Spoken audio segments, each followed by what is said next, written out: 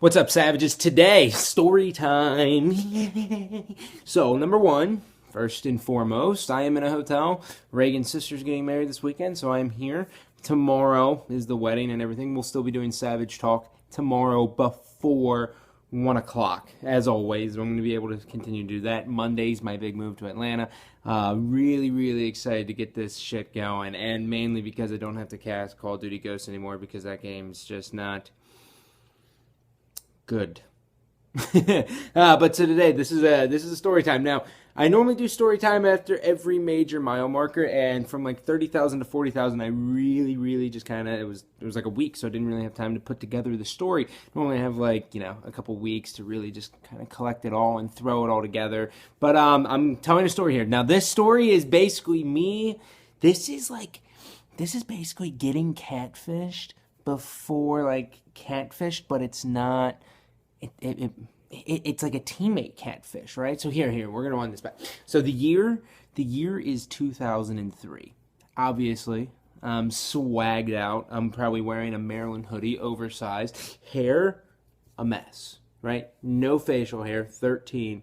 Controller in my hoodie pocket, and just the life around me. So I think it was after AGP3, but I'm not sure. But anyways, so the event is going to be Ohio Valley Shootout. Now, this is the event that Adam Apicella, a.k.a. Clap, ran before he got picked up by MLG, and they started working together to create basically the league that they have now, right?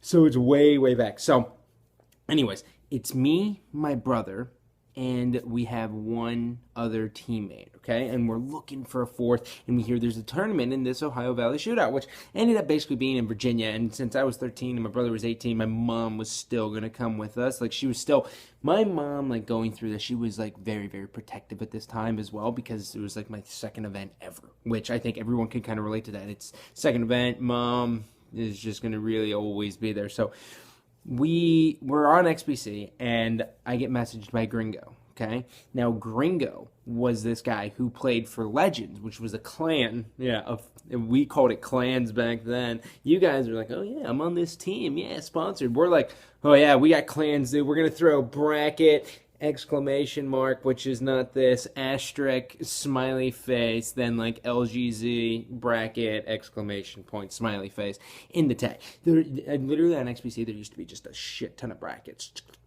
Yeah, it was really cool. You felt like a badass when you went into a lobby. You're like, yeah, bro, I'm in a fucking clan. What of it?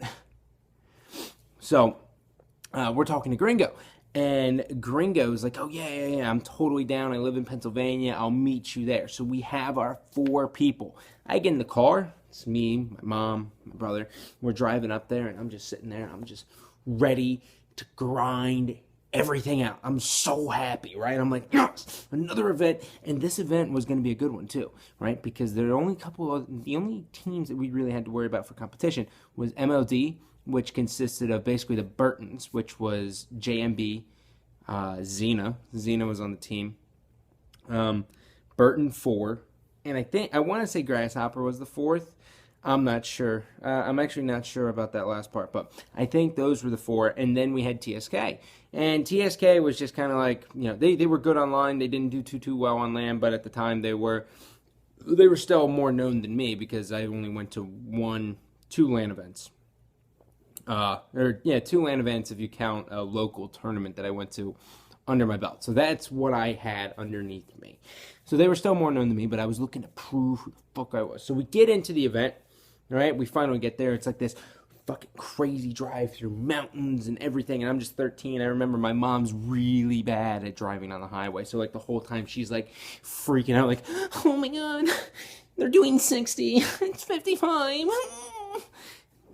Yeah, she lives in a world of like pixie dust and fairy tales and baking, and like that's it. Like, she doesn't think there's anything wrong in the world besides like if Fox News reports something. She's one of those people who still listens to like the Fantastic Five or the Five, whatever comes on that Fox channel where the 5 people sit there and just talk over one another and the show sucks balls. Yeah, she listens to that. I'm trying to get her out of it, but like some people are just so stuck in their ways. There's no getting them out. Anyways, so my mom's freaking out. We finally get to the event.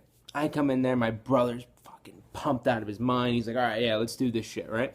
And I was, I'm younger and I'm crazier and I'm a little bit more known than my brother is at the time. So I'm like, I can't wait to meet people. I'm going to make friends. I'm going to have so many good times. We get in there. We go to check in. All right.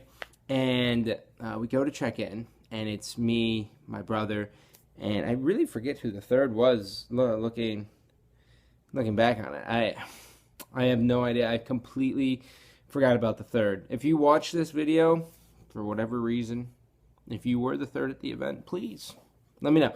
So we go to sign in, and we got us three, and we like log in, and my mom's like, oh, where's your fourth? And I was like, he's supposed to be coming, yeah. And I'm like sending texts. Or I like call him, no answer. I call from my brother's phone, no answer. I keep calling and calling, and then like there's nothing. So the day goes on, and Clap is like, oh, what's going on, whatever. And I was like, I have no idea where my fourth is. I honestly have no clue where our fourth is. Like he's supposed to be coming, he's supposed to be Gringo, and I can't remember exactly how it happened, but I want to say Triple X came up. Triple X told someone. I think Triple X told like someone there that like, oh yeah. Anyways, no, hold on. So we find out. This is better for the story. We find out that Triple X posed as Gringo to be our fourth, so he would have a leg up on us. Okay. So, like, I hear about this, and I'm like, what the fuck, man? Like, are you shitting me? This is the kind of shit I gotta deal with? I gotta deal with this bald, fat fuck being a cocksucker to me because he wants to pose as a teammate, right? So, this whole time, like, I was like, oh, yeah, we got a fourth. We're gonna do really well. Gringo was, like, my fucking rock star, dude. Gringo was really, really good at the time. He finished, like, fourth at Halo 50K2, which was a very, very prestige Halo 1 event at the time.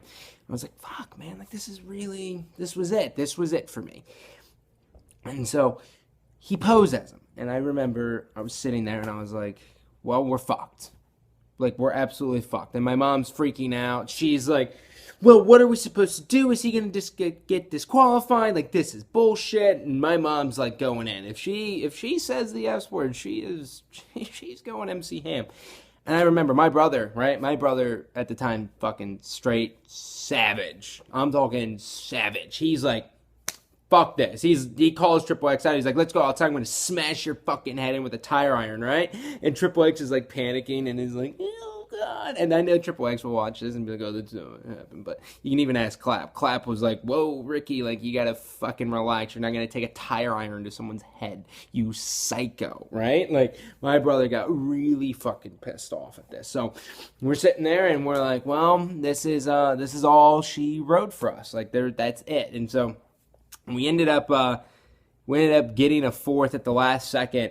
And I wish this had like a really happy ending, but it doesn't. So we end up getting a fourth at the last second, and so like we end up matching up against TSK.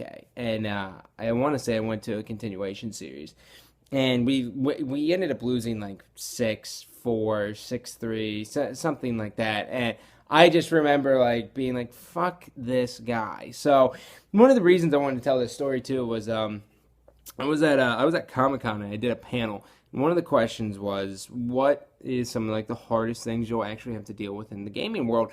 And this is one of them. And so now it's a little bit different, right? So back then, this was like the first time it ever happened, and everyone was like, oh my God. Some people thought it was hysterical. Other people were just like, wow, you're a fucking scumbag. But now it's kind of changed to something else. So now when you kind of get into competitive gaming, you'll have people who will fully commit and be like, oh, yeah, we're going on. This is our team. This is what we're doing, man. And then, like, a week before, like, you just won't hear from them, and they'll just kind of disappear. So when you're going to your first couple events, you got to make sure you trust the people you're with. Make sure you've Skyped with them. It sounds so weird. I'm giving, like, team advice, which is something, like, I want to go on the show Catfish and just be like, why the fuck did you not just hit, like, the video button because it's 2014 and then show each other your face? Like, that avoids everything.